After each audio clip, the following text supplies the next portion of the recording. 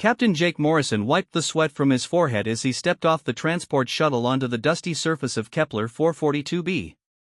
The red sun cast everything in an orange glow that made the alien landscape look like Mars had been painted by an angry artist. His boots crunched on the crystalline sand as he surveyed the mining operation spread out before him. "Hell of a place to set up shop," muttered his second-in-command, Lieutenant Sarah Chen, as she joined him on the landing pad. "Reminds me of that vacation I took to Arizona. Except Arizona didn't have 3 moons and acid rain." Jake nodded, adjusting his environmental suit's collar. The atmosphere was breathable for humans, but barely. The mining consortium had sent them here to investigate reports of unusual seismic activity that was threatening the titanium extraction operations. What they hadn't mentioned in the briefing was that this planet was also home to one of the most feared alien species in known space, the Vorthak. The Vorthak were apex predators that had evolved from something resembling a cross between a tiger and a dragon.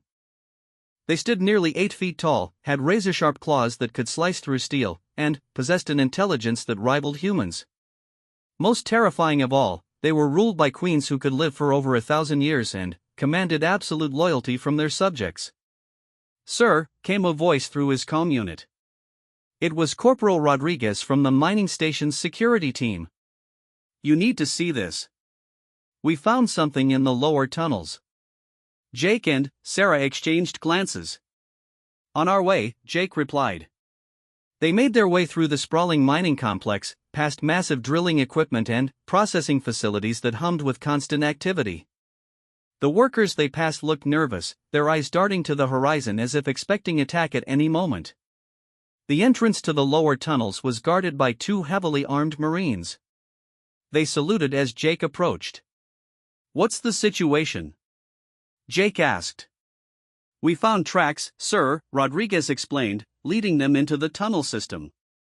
"Vorthak tracks. Big ones. But here's the weird part, they just stop."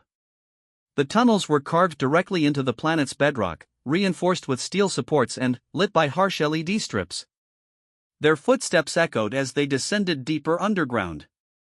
The air grew cooler and more humid the further they went. "How deep does this go?" Sarah asked. "About half a mile down to the main extraction point," Rodriguez replied. "But the tracks we found are only about a quarter mile in." They walked in silence for several minutes before Rodriguez stopped and pointed to the ground. "There." Jake knelt down and examined the marks in the tunnel floor. They were definitely Vorthak tracks, large, clawed prints that had actually carved grooves in the solid rock. But Rodriguez was right. They just suddenly ended, as if whatever had made them had simply vanished into thin air. Could they have climbed the walls? Sarah suggested, shining her flashlight upward. "No scratches on the ceiling or walls," Rodriguez said. "Trust me, we checked everything." Jake stood up, frowning. "How fresh are these tracks?" "According to the mining crew, they weren't here yesterday. Someone made them sometime in the last 24 hours.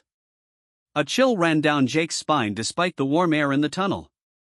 The Vorthak were known for their stealth and cunning, but they couldn't just disappear. Unless... "Sir," came another voice through the comb. This time it was Dr. Elizabeth Warren, the xenobiologist assigned to their mission. "I need you back at the main lab immediately. We've detected some unusual energy readings." "What kind of readings?" Jake asked as they began making their way back to the surface. "The kind that suggest we're dealing with technology far more advanced than anything in our databases." 20 minutes later, Jake found himself staring at a holographic display that showed the underground tunnel system in 3 dimensions. Red dots marked various locations throughout the network. "These are the energy signatures we detected," Dr. Warren explained. She was a thin woman with graying hair who had spent most of her career studying alien biology. "They're concentrated in 3 specific areas, all of them near where the Vorthak tracks were found." "What do you think it means?" Sarah asked. "I think, Dr. Warren said slowly, that we're dealing with some form of cloaking technology. The Vorthak have never demonstrated this capability before, but that doesn't mean they don't possess it." Jake studied the display. Or someone else does. The implications were troubling. If there was another alien species on this planet, one with advanced stealth technology, the mining operation could be in serious danger. The Vorthok were dangerous enough on their own, but at least humans understood how they operated. I want continuous monitoring of these energy signatures, Jake ordered. And double the security patrols. If something is down there, I want to know about it. Over the next 3 days, the energy readings continued to appear sporadically throughout the tunnel system. Sometimes they would last for hours, other times just minutes. The pattern seemed random, but Jake was beginning to suspect there was an intelligence behind it. On the 4th night, everything changed. Jake was reviewing security reports in his temporary office when the alarms began blaring.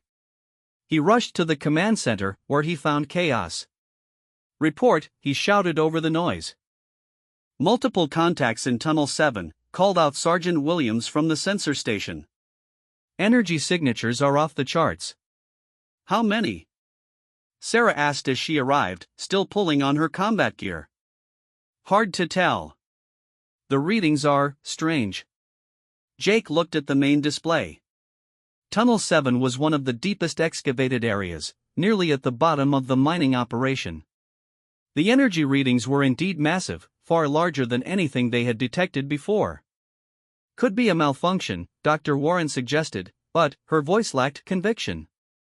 "Sir," Rodriguez's voice crackled through the calm from Tunnel 7. "You need to get down here now. We found something." The journey to Tunnel 7 seemed to take forever. Jake's mind raced with possibilities as they descended deeper into the planet's crust. The mining equipment grew larger and more sophisticated the further down they went, designed to extract the valuable titanium deposits that made this operation profitable. When they finally reached Rodriguez's position, Jake understood why the Marine had sounded so shaken. A section of the tunnel wall had simply opened. Not collapsed, not been blown apart, but opened like a massive door. Beyond the opening lay a corridor that was clearly not of human construction. The walls were smooth and curved, made of some dark material that seemed to absorb light. Strange symbols were carved along the surface, glowing with a faint blue light. "How long has this been open?" Jake asked. "About 10 minutes," Rodriguez replied. "Just opened up right in front of us." Dr. Warren was already scanning the opening with her instruments. "The architecture is completely unknown," she said excitedly. "This could be the discovery of the century. Or it could be a trap," Sarah added grimly. Jake had to agree. Nothing about this situation felt right. The timing was too convenient, the discovery too dramatic. But they couldn't simply ignore it either. "Rodriguez, take 2 Marines and establish a perimeter here," Jake ordered. "Dr. Warren, I want full scans of everything." "Sarah, you're with me. We're going to take a look inside." "Sir, with respect, that might not be the best idea," Rodriguez said. "Probably not," Jake agreed, checking his sidearm. "But it's what we're going to do anyway." The corridor beyond the opening was clearly artificial, but it had an organic quality that made Jake's skin crawl. The walls seemed to pulse slightly, as if they were alive. The blue symbols provided the only illumination, casting strange shadows that seemed to move independently. They had only walked about 50 meters when they heard it, a low, rumbling sound that seemed to come from deep within the structure. It was followed by what could only be described as a roar, but unlike any sound Jake had ever heard from a Vorthok. "That didn't sound friendly," Sarah muttered, raising her rifle. The corridor branched ahead, splitting into 3 different passages. The energy readings on Dr. Warren's scanner were going wild, indicating massive power sources somewhere deeper in the structure. "Which way?" Sarah asked. Before Jake could answer, they heard another sound, softer this time, almost like crying. It was coming from the leftmost passage. That way, Jake decided. The passage sloped downward and grew wider as they progressed. The organic quality of the walls became more pronounced, and Jake began to notice what looked like nerve endings running beneath the surface. The entire structure seemed to be some form of living architecture. After several minutes of walking, the passage opened into a vast chamber. Jake's breath caught in his throat as he took in the sight before them. The chamber was enormous, easily 100 meters across and 50 meters high. The walls were covered in the same glowing symbols they had seen in the corridor, but here they formed complex patterns that seemed to tell a story. But it wasn't the architecture that held Jake's attention. In the center of the chamber, surrounded by what appeared to be some form of energy field, lay a vortex unlike any Jake had ever seen. She was massive, easily twice the size of a normal vortex warrior. Her scales were a deep purple color that seemed to shift and shimmer in the blue light. She wore ornate armor that was clearly ceremonial, decorated with precious metals and gems that caught and reflected the chamber's glow. But what was most striking was her age. This was clearly an ancient being. Her movements were slow and deliberate, and there was a weight of centuries in her golden eyes. "My God," Dr. Warren whispered. "I think that's a vortex Queen Mother." Jake had heard of Queen Mothers in intelligence briefings, but they were considered more legend than fact.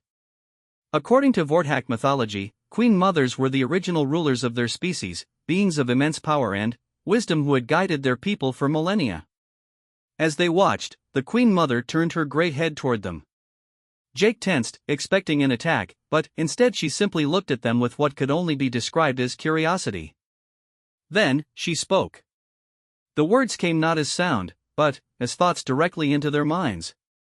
The language was complex and musical, but somehow Jake understood every word. "Strange little ones," the voice said. "You walk in the deep places where few dare tread. Why do you disturb the resting place of Zephyra, last of the ancient mothers?" Jake found his voice with some difficulty. "We didn't know this place existed. We're miners. We were investigating seismic disturbances." The great head tilted slightly. "Miners. Yes, we know of your kind. You tear at the bones of worlds, seeking the metals that power your crude vessels." There was no anger in the mental voice, only a kind of weary resignation. "You're hurt," Dr. Warren said suddenly, stepping forward despite Sarah's restraining hand on her arm. Jake looked more closely and realized the doctor was right. The Queen Mother's left side bore what appeared to be a grievous wound, a great tear in her scales that oozed a dark fluid. "I am dying," Zephyra acknowledged. "The wound festers, and my strength fades. Soon, the last of the ancient mothers will join her sisters in the endless sleep." "What happened to you?" Jake asked. The Queen Mother's eyes grew distant. "I sought my daughter, Kithara, Queen of the Northern Territories. She has become lost to the rage that consumes our young. I had hoped to bring her back to the ancient ways, to the wisdom of our people. Instead, I found only fury and madness." Jake felt a chill run down his spine. Queen Kithara was well known to human intelligence services. She was considered one of the most dangerous vortex leaders, responsible for attacks on 3 human colonies and the destruction of an entire mining fleet. If this ancient being was her mother, she did this to you? Sarah asked, her voice barely a whisper. She has forgotten the old ways, Zephyra said sadly. To her, all who are not vortex are enemies to be destroyed. She could not understand why I would show mercy to any other species. The great head turned back to Jake. Your people fascinate me, little one. You are weak in body, short of life, yet you accomplish things that take my people centuries to achieve. Why are you telling us this? Jake asked. Because, the Queen Mother said, I am dying, and, with me dies the last hope of peace between our peoples. Unless. She trailed off, and Jake could sense something like hope in the ancient being's mental voice. Unless what? The old texts speak of a prophecy, Zephyra said slowly. Of a time when the children of 2 worlds would join their strengths to bring peace to the galaxy. It was written that in the darkest hour, when hate threatens to consume all, an ancient mother would find rest not in the stone chambers of her ancestors, but in the protection of those she once called enemy. Jake felt the weight of those words settle on him like a physical burden. You want our help. I am beyond help, the Queen Mother replied. But, perhaps there is still time to prevent the war that comes. What war? Sarah demanded. The Queen Mother's mental voice grew heavy with sorrow. My daughter gathers the clans. She speaks of a great crusade to cleanse the galaxy of all non-Vorthac life. Already, 3 of the 5 kingdoms have pledged their fleets to her cause. When she claims the crown of ancient mothers, my crown, she will have the authority to unite all Vorthac under her banner. Jake felt his blood run cold. The Vorthac had never unified before. Individual kingdoms were dangerous enough, but if Kithara managed to unite all 5 kingdoms. How long do we have? He asked. Days, perhaps. When word of my death reaches her, she will come to claim the crown. Nothing will stop her then. The Queen Mother struggled to rise, her massive form moving with obvious pain. But, perhaps, if one not of Vorthac blood were to carry word of the old ways, if the ancient prophecies were to be fulfilled. She looked directly at Jake, and he understood what she was asking. You want me to talk to your daughter, he said. To try to convince her to change course. I want you to do something far more difficult, Zephyra replied. I want you to show her that strength comes not from conquest, but from understanding. That true power lies not in the ability to destroy, but in the wisdom to preserve. Jake looked at Sarah, seeing his own uncertainty reflected in her eyes. They were talking about approaching one of the most dangerous beings in the galaxy, a creature that had already proven her willingness to kill her own mother for opposing her views. Even if we could get close to her, Sarah said, why would she listen to us? The Queen Mother's mental voice grew faint, as if speaking was becoming increasingly difficult. Because you will carry something she cannot ignore. You will carry the blessing of the ancient mothers. As she spoke, the energy field around her began to shift and change. The blue light grew brighter, and Jake felt a strange tingling sensation in his chest. What are you doing? Dr. Warren asked, her instruments registering massive energy fluctuations. I give you the gift of understanding, Zephyra replied. The ability to speak our true language, to see through our eyes, to feel what we feel. It is a dangerous gift, one that will change you forever. But it is the only way. Jake felt something shift inside his mind, like doors opening to rooms he never knew existed. Suddenly, he could sense the emotions of everyone around him, Sarah's concern, Dr. Warren's fascination, even Rodriguez's confusion from back at the tunnel entrance. The blessing will also mark you, the Queen Mother continued. Any Vorthac will know that you carry the authority of the ancient mothers. It may protect you, or it may make you a target. Why me? Jake asked. Why not someone more qualified? A diplomat, or because, Zephyra said, her mental voice now barely a whisper, you are here. Because fate has brought you to this place at this moment. And, because I see in you something my daughter has forgotten, the strength to do what is right, even when it is dangerous. The Queen Mother settled back down, her breathing becoming labored. I have little time left. Will you accept this burden? Jake looked at Sarah again, then, at Dr. Warren, who was still frantically taking readings. He thought about the implications, not just for him personally, but for all of humanity. If Queen Kithara unified the Vorthac kingdoms, the resulting war would consume countless worlds. Billions would die. But, if there was even a small chance that he could prevent that. I accept, he said. The energy field around the Queen Mother flared brilliantly, and Jake felt power flow through him like electricity. For a moment, he could see through her eyes, feel the weight of centuries of memory and wisdom. He saw the Vorthac as they once were, not the savage warriors humans knew, but a noble people dedicated to honor and knowledge. Then, the light faded, and the Queen Mother's breathing stopped. Jake stood in the sudden silence, feeling fundamentally changed. The mental connection to his companions was still there, though muted now. But, more than that, he could sense something else, a presence, ancient and vast, that seemed to approve of his choice. Jake, Sarah said softly. Your eyes. Jake looked down at his reflection in the polished surface of Dr. Warren's scanner. His brown eyes now held flecks of gold that seemed to swirl and move in the light. The blessing, Dr. Warren whispered. It's real. Before Jake could respond, alarms began blaring from their comm units. Rodriguez's voice crackled through the static. Sir! We've got massive energy signatures approaching from orbit. Multiple vessels, coming in fast. Jake's blood ran cold. How many? At least 50 ships, sir. And, they're not flying human configurations. Sarah grabbed his arm. It's her. Queen Kithara. She's coming.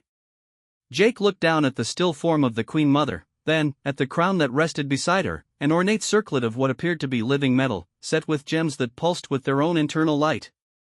The crown, he said. If she gets the crown. Then, God help us all, Sarah finished. Jake made a decision that he knew would change everything. He reached down and picked up the crown of ancient mothers. The moment his fingers touched it, he felt another surge of power, and, suddenly, he could sense every Vorthack on the planet. Their emotions hit him like a physical blow: rage, confusion, anticipation.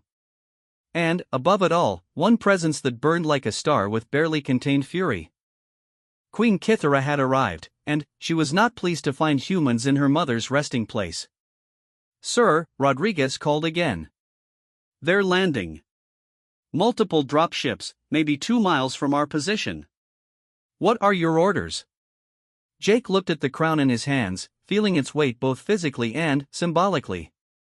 The Queen Mother had given him a chance to prevent a war, but first he had to survive the next few hours. Fall back to the main facility, he ordered. Evacuate all non-essential personnel. And, Rodriguez? Yes, sir? Tell the transport crews to prep for immediate departure. We're about to have some very angry houseguests. As they made their way back through the ancient corridors, Jake couldn't help but wonder if he had just saved the galaxy or doomed it. The crown pulsed with warmth against his chest where he had hidden it beneath his suit. Behind them, the chamber where the Queen Mother lay began to fill with a different kind of light, harsh and red, like the fires of war itself. Queen Kithara was coming to claim what she believed was rightfully hers. But Jake Morrison, a simple human captain carrying the blessing of an ancient alien matriarch, was about to stand in her way.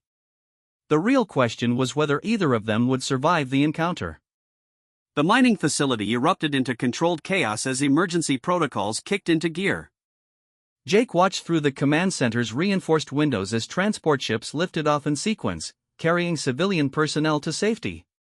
The skeleton crew that remained consisted of Marines, essential technicians, and a few volunteers who had refused evacuation orders.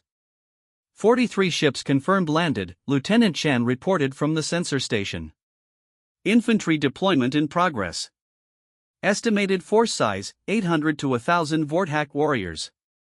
Jake felt the crown's weight beneath his environmental suit like a burning coal against his chest. Through the strange connection the Queen Mother's blessing had given him, he could sense the approaching army's emotional state. They radiated discipline and barely contained aggression, but underneath it all was something else: uncertainty. They hadn't expected to find humans here. Sir, Dr. Warren said, looking up from reportable analysis station. The energy readings from your modification, they're increasing. I think proximity to other Vorthack is amplifying whatever was done to you. Before Jake could respond, his comm unit crackled to life with an unfamiliar voice speaking heavily accented English. Human Commander. I am War Leader Thaxon of Queen Kithara's personal guard. You will surrender immediately and turn over any artifacts you have stolen from the sacred chamber. Jake exchanged glances with Sarah. They know we were down there. The question is how much they know, she replied grimly. Jake activated his comm unit. This is Captain Morrison of the Terran Mining Consortium. We are conducting legal operations under Galactic Commerce Authority permits. You are in violation of sovereign space. A harsh laugh came through the speaker. Your permits mean nothing here, human. This world belongs to the Vorthack by ancient right.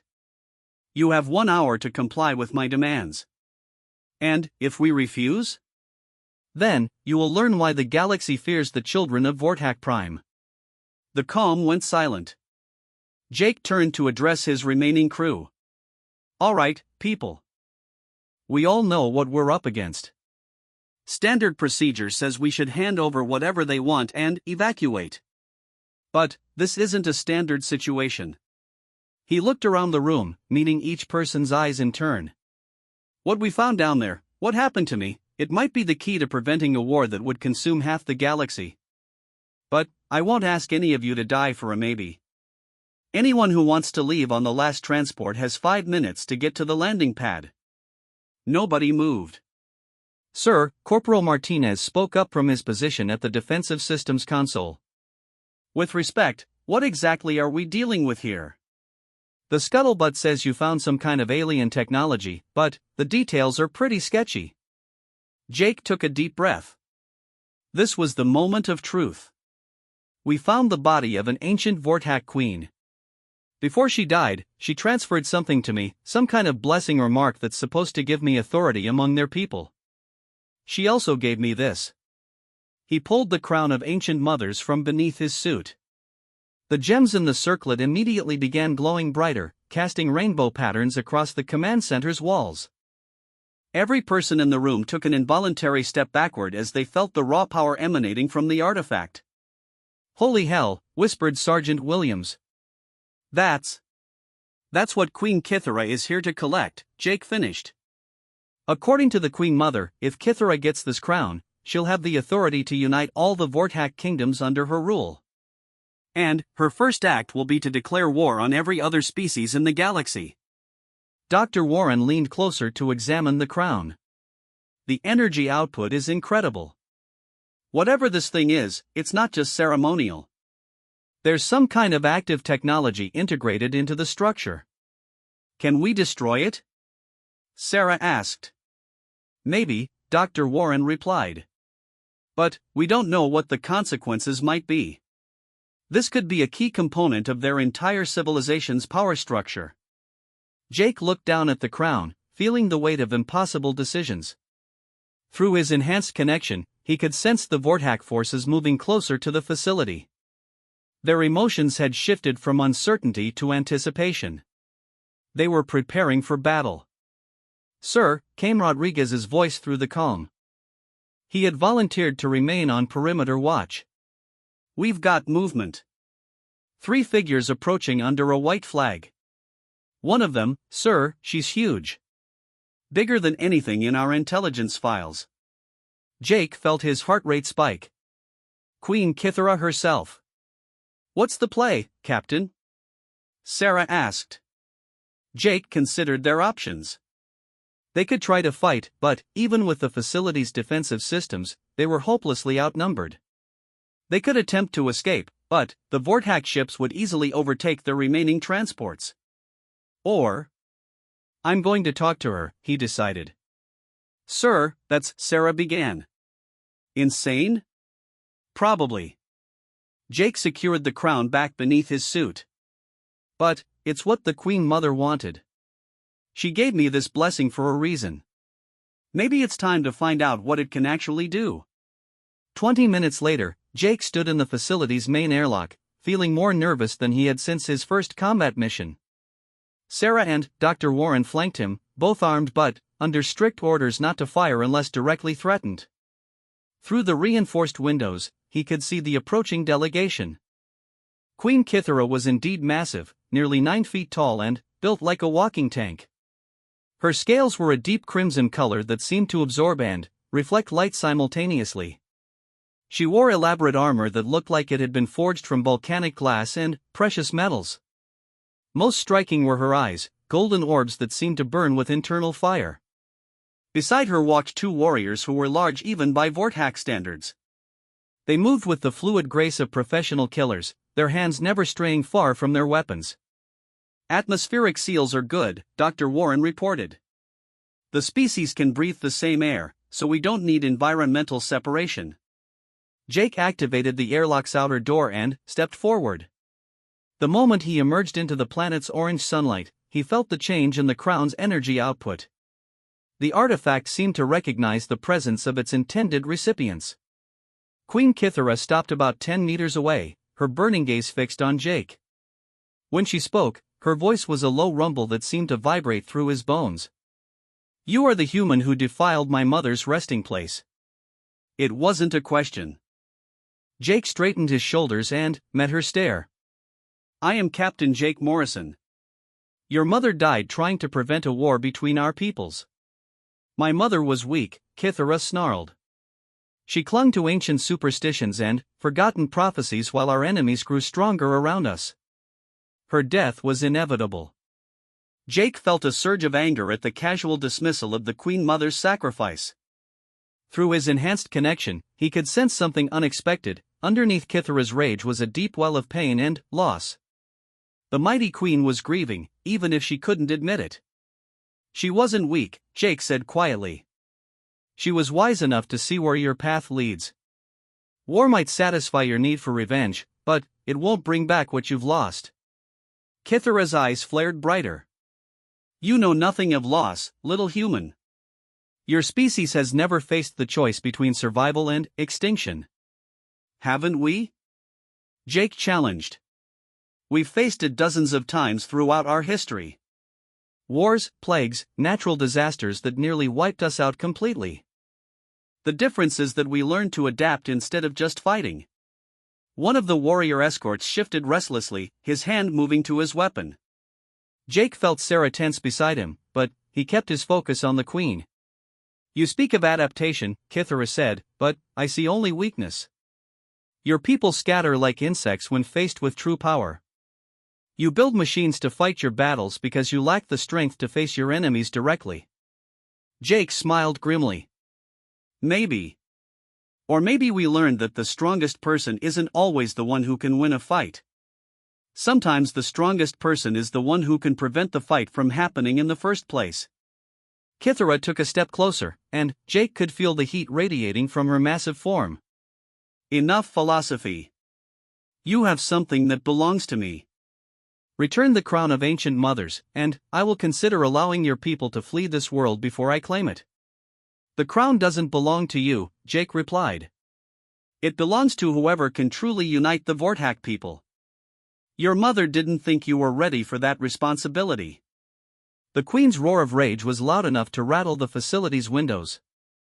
Her warriors immediately reached for their weapons, but stopped when she held up a restraining hand. How dare you, she whispered, her voice deadly quiet. How dare you presume to speak for the ancient mothers?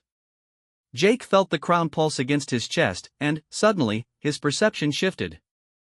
For a moment, he could see Kithara not as she was now, but as she had been centuries ago, a young queen struggling to protect her people from threats they barely understood.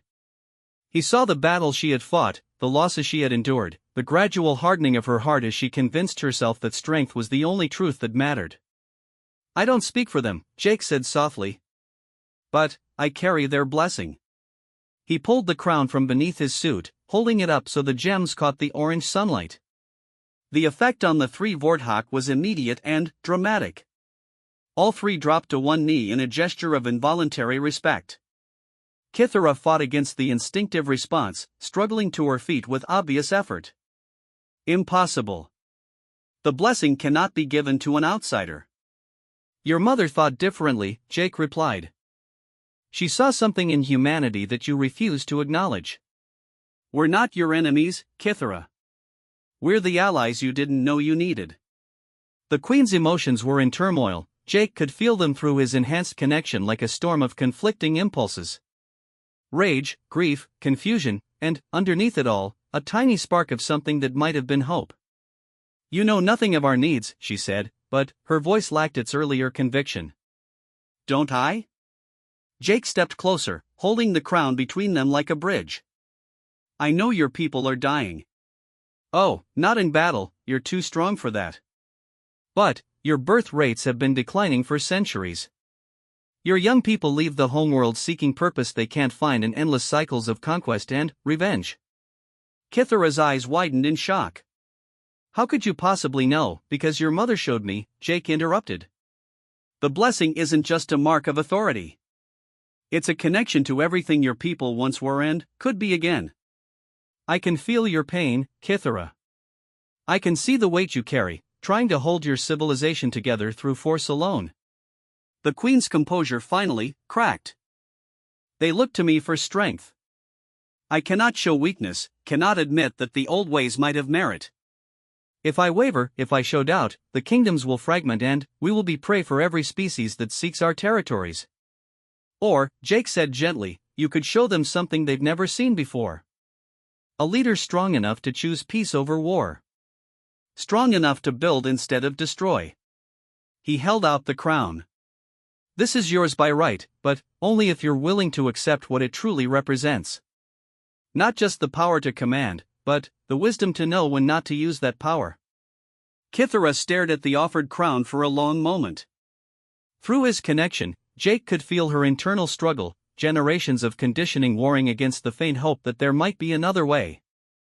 Finally, she reached out and touched one of the crown's gems. The moment her claw made contact, the entire artifact blazed with light.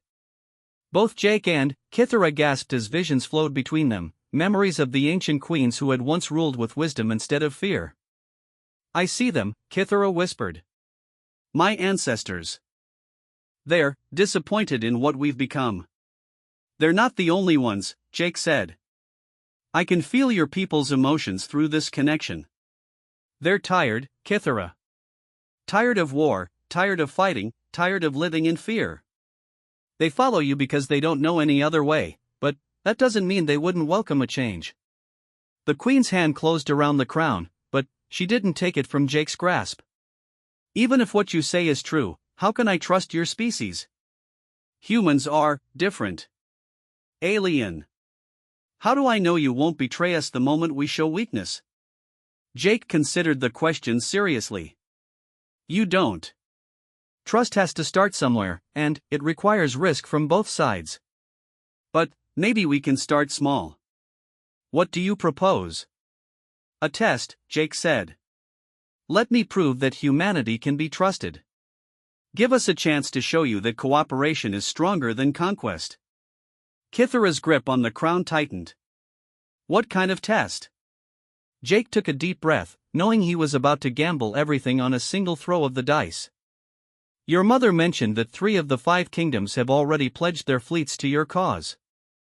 The other 2 are holding back, waiting to see which way the wind blows. The eastern and western kingdoms, Kithara confirmed. They have always been cautious. Then, let's give them something to be cautious about, Jake said. Instead of declaring war on the galaxy, what if you declared something else? What if you announced that the Vorthak kingdoms were open to new alliances? New partnerships based on mutual benefit instead of conquest? Kithara's laugh was bitter. They would never accept such weakness. Would they? Jake challenged. Or would they see it as strength? The confidence to try a completely new approach? Through his enhanced connection, Jake could feel not just Kithara's emotions, but also those of her warriors. They were listening to every word, and their feelings were more complex than he had expected. There was uncertainty, yes, but also curiosity. The idea of peace wasn't entirely unwelcome to them. You would stake the safety of your entire species on this gamble? Kithara asked. Jake nodded. If it means preventing a war that would destroy billions of lives on both sides, yes. The queen studied him for a long moment, her golden eyes searching his face for any sign of deception. The blessing has changed you, she said finally. I can see it in your eyes, feel it in your presence. You truly believe this is possible. I have to, Jake replied. Because the alternative is unthinkable. Kithara released her grip on the crown and stepped back. For a terrifying moment, Jake thought she was going to reject his proposal entirely. Then, she did something that shocked everyone present, she knelt.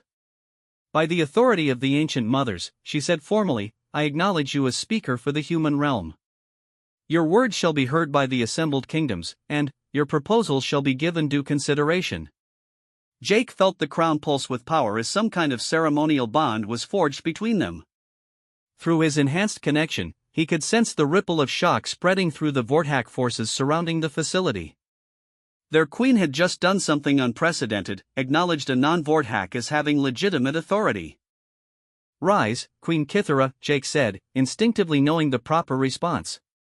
Let this be the first step toward a new understanding between our peoples. As the queen stood, one of her warriors approached and whispered something in her ear. Her expression darkened. "What is it?" Jake asked. "Long-range sensors have detected ships approaching the system," she replied grimly.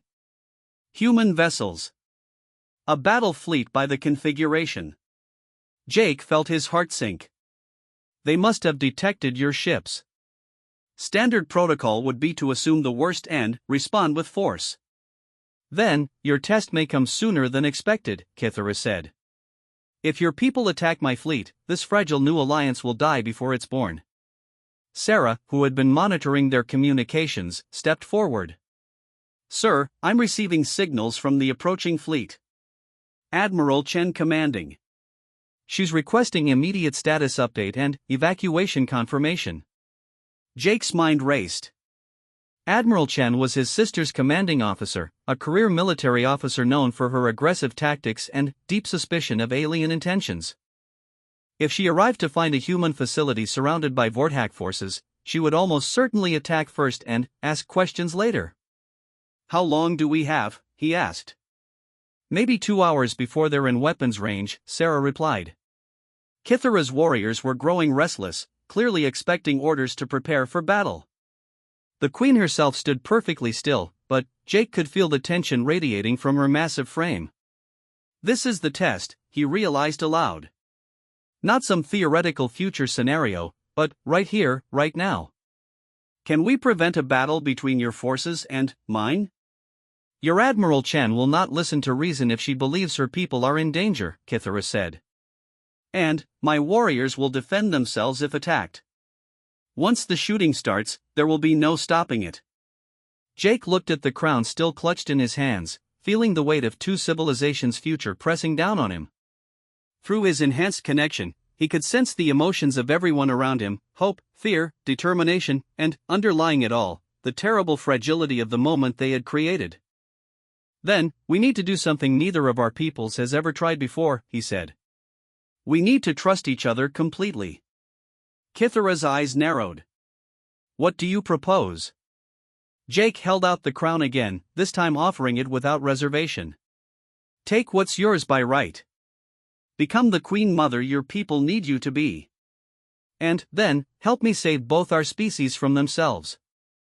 As Kithara reached for the crown with steady hands, Jake could only hope that the ancient alien queen who had died in the deep tunnels below had been right about the strength that came from understanding. Because in less than 2 hours, that understanding was going to be put to the ultimate test.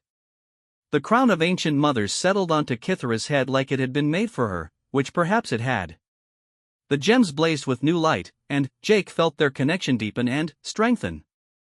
Through her eyes, he could see the approaching human fleet as tiny points of light against the stars. Soon, those lights would be close enough to fire. Admiral Sarah Chen's flagship, the TFS Prometheus, dropped out of hyperspace at the edge of the Kepler 442 system with the kind of precision that had made her the youngest flag officer in Terran fleet history. Behind her, 47 vessels of Battle Group 7 materialized in perfect formation, their weapons systems already warming up in response to the intelligence reports that had triggered this emergency deployment. "Admiral," called Commander Torres from the sensor station, "I'm reading multiple Vortak signatures in orbit around the 4th planet. Estimate 50-plus vessels, including what appears to be a command dreadnought." Admiral Chen studied the tactical display with the cold calculation that had served her well through 3 major conflicts. The presence of so many Vortak ships around a human mining facility could only mean one thing: an attack in progress or imminent.